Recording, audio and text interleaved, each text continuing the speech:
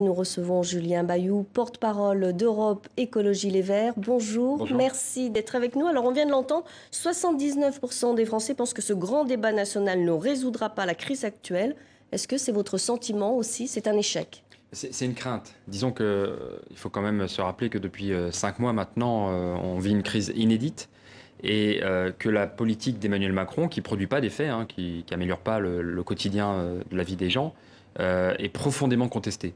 Et donc la crainte, c'est qu'il y a eu toutes ces mobilisations et que ça débouche sur rien, ou plutôt sur une espèce d'arnaque ou de manipulation. Là, vous voyez, il y a une demande massive de justice fiscale et d'écologie. Eh bien, on aurait peur que ça soit finalement zéro sur l'écologie et une baisse des impôts et donc des services publics. La demande, c'est pas la baisse des services publics, c'est une meilleure répartition des efforts. Les Gilets jaunes, ils ont une phrase qui résume ça, c'est que les petits payent petit et que les gros payent gros.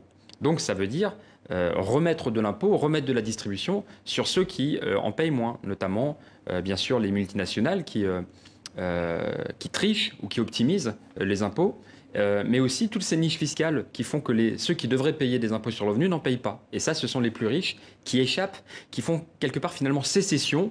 Et donc on a l'impression que ça retombe toujours sur les mêmes, les petits, ceux qui travaillent et qui payent finalement pour les services publics, alors que ceux-ci sont de plus en plus dégradés. Alors Édouard Philippe, vous venez de le dire à l'instant, a évoqué une immense exaspération fiscale des Français. Il dit vouloir baisser les impôts plus rapidement. Alors selon vous, ce sont juste de belles paroles? C'était juste un coup de pub, un coup de com' de la part du gouvernement, ce grand débat? Non, mais disons que Édouard Philippe, il a quand même une histoire. Il est de droite et lui, il veut baisser les impôts. Mais aujourd'hui, la question, encore une fois, c'est celle de la répartition. C'est-à-dire que les gens payent des impôts, mais on a bien vu que, par exemple, chaque année, c'est 20 milliards d'euros qui sont donnés aux entreprises sans contrepartie, sans rien. Ça va directement dans les poches des actionnaires. C'est le CICE. Et par contre, on demande aux retraités de se serrer la ceinture et on dit, bah voyez, on va être obligé de désindexer les retraites. On va être obligé de vous prendre 5 euros sur les aides personnalisées au logement, les APL. Ça, c'est injuste. Et donc, c'est pas tellement baisser les impôts que mieux les répartir. Plus de justice sociale. Plus de justice fiscale, plus de justice sociale. C'était le sens des propos de Laurent Berger dont vous avez repris la parole. C'était le sens de ces propositions, les 66 propositions Laurent Berger et Nicolas Hulot, et qui faisaient vraiment le lien entre justice sociale et écologie. Parce qu'il y a une attente très très forte. Et nous, on a peur, nous les écologistes, que cette attente ne soit pas traduite en actes. Par exemple, il y a une attente manifeste d'un arrêt des pesticides, qu'on puisse aider les agriculteurs à s'en passer, et puis qu'on puisse avoir une agriculture de qualité, bio, qui rémunère l'agriculteur et qui amène un respect de l'environnement. Là-dessus, le gouvernement tergiverse. Mais lors de ce grand débat, les Français se sont clairement prononcés contre un retour de la taxe carbone, qui est, je le rappelle, à l'origine de la crise des Gilets jaunes. Que pensez-vous? Que malheureusement, cette taxe carbone, il faut une fiscalité écolo, évidemment, mais ça ne peut pas suffire. Et puis par ailleurs, tout le monde avait bien compris qu'elle avait été instrumentalisée. C'est-à-dire, en gros, pour financer la baisse des impôts pour les plus riches, hein, la baisse de l'ISF, c'était quand même 5 milliards d'euros, eh bien on augmentait les tarifs sur ceux qui ne pouvaient pas faire autrement. Les petits, ceux qui sont dépendants de la voiture, ceux qui sont immobilisés, qui ont besoin du carburant. Mais par contre, pas de taxe sur le kérosène, donc sur les déplacements en avion. Pas de taxe sur le fuel lourd des navires de croisière. Vous savez que quand les vents sont mauvais à Marseille, qu'il y a des navires de croisière, c'est des quartiers entiers qui sont empoisonnés. Et donc il y avait le sentiment que l'écologie, elle servait en fait à renflouer les caisses et que les caisses, elles sont vidées pour faire plaisir aux actionnaires. Alors d'un côté, les Français ne veulent pas de taxes et d'un autre côté, ils proposent le développement des transports collectifs et la réduction, vous l'avez dit, des pesticides comme solution principale. Mais est-ce que ces solutions sont suffisantes? Mais oui, c'est un premier pas, c'est extrêmement important. Vous savez, on est le pays qui se targue d'avoir accueilli la COP 21, l'accord qui met finalement l'humanité devant un problème qui nous concerne toutes et tous, c'est le réchauffement, le dérèglement climatique.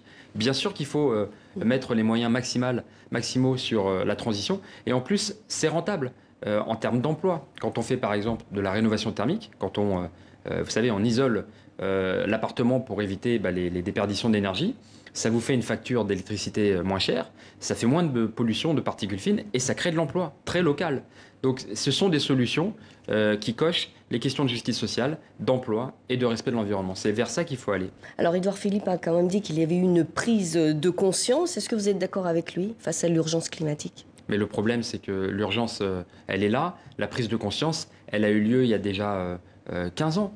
2002, déjà, Jacques Chirac parlait de la maison qui brûle et nous regardons ailleurs. C'est pour ça que nous, les écologistes, on enrage. Vous attendez des mesures concrètes de la part Mais du bien président sûr, quand la vous semaine voyez, prochaine? quand vous voyez des milliers et des milliers de personnes, et notamment les plus jeunes, qui manifestent pour dire on veut plus de blabla, on veut des actes, c'est insupportable d'avoir un Premier ministre ou un président qui sont parfaitement au courant, qui font courir des risques à la population et qui ne font rien. C'est pour ça que les européennes sont un enjeu majeur, parce que c'est évidemment au niveau européen qu'on peut agir vite et bien pour l'écologie, pour créer des emplois. C'est notamment le sens du plan de 100 milliards d'euros que propose Yannick Jadot, un plan pour investir dans la transition écologique. Alors les Gilets jaunes, finalement, on peut participer à ces débats. Comment vous voyez le mouvement des Gilets jaunes évoluer? Comment peut-il évoluer? C'est très difficile et là encore, toute la responsabilité repose sur le président et le Premier ministre. Ils ont promis beaucoup, maintenant il faut qu'ils assurent. C'est-à-dire que, encore une fois, dites-vous qu'un pays est secoué depuis 5 mois par des manifestations dans tous les sens. On a opposé les Françaises les uns contre les autres. C'est au président de la République, qui est normalement le garant de la concorde nationale, d'agir et de mesurer à quel point sa politique est inefficace et profondément contestée. Et donc c'est là tout l'enjeu. Il nous faut des propositions qui changent radicalement avec ce qui n'a pas marché depuis 30 ans.